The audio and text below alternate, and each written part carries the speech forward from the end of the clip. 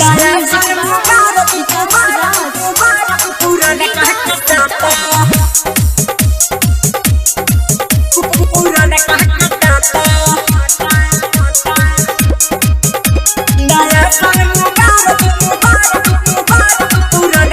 मुर्गा के संगे संगे मछली तराता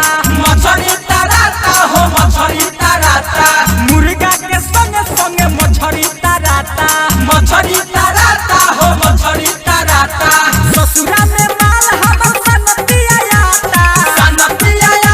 हो सनतिया आता नया साल मुबारक पूरन कह के टाटा नया साल मुबारक पूरन कह के टाटा नया साल मुबारक पूरन कह के टाटा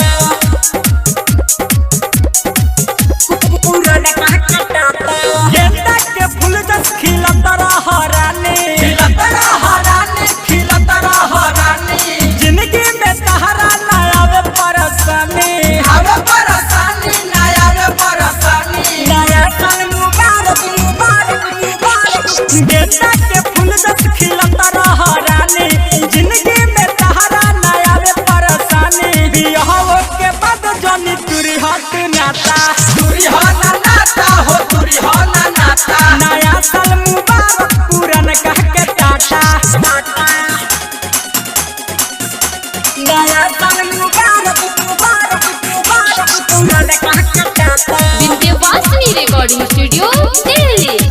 पूरन कह के टाटा सहारा बमा जाया हमारा बसाजा निर्मल योगेश कहे बुलेट राजा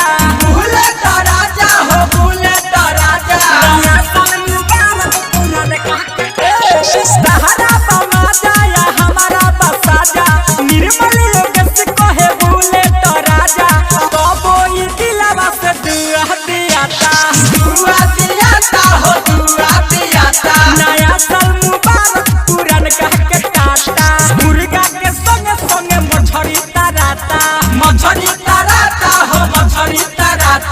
ससुरा में माल हमर सनतिया आता नया साल मुबारक पूरन कह के टाटा नया साल मुबारक पूरन कह के टाटा विंध्यवासिनी रिकॉर्डिंग स्टूडियो